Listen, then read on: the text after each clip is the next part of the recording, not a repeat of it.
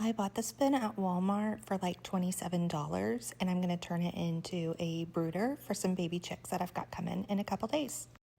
First, I used a jigsaw to cut out the center of the bin lid. Sorry, this is totally off camera.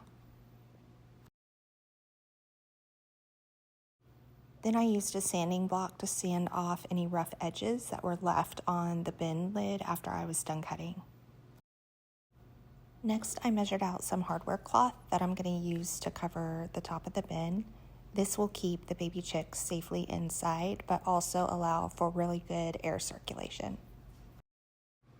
Then I used these wire cutter thingies to cut the hardware cloth down to size.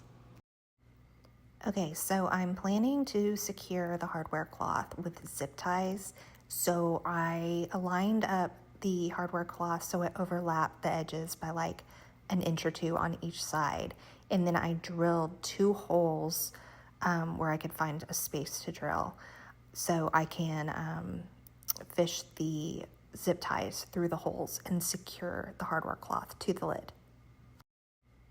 Okay, I promise I'm not this type A. I just happen to have red zip ties in my stash. So here I am just fishing them through the 2 holes wherever I had them drilled.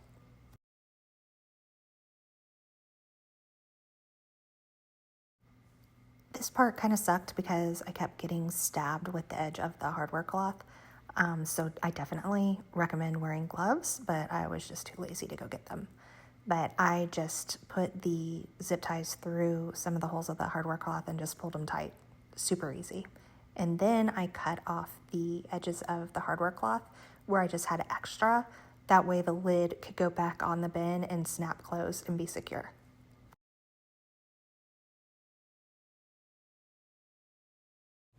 Next, I put in the brooder plate and drilled a hole in the back of the tote where I could fish through the power cord for the brooder plate so it would be on the outside.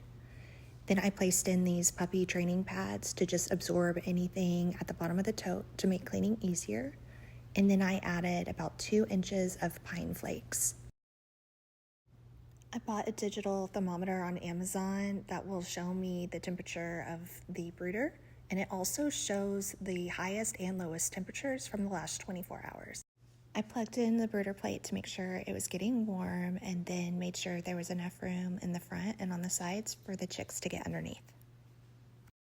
I put in the feeder and water and it was time to add the chicks. I'm obsessed with how cute they are. I got these guys from Mount Healthy Hatcheries and they all arrived happy and healthy. This project took maybe an hour start to finish, and it cost about $100 with all the supplies and the bin included. It was super easy, and I hope this is helpful for you guys who want to add some baby chicks to your family.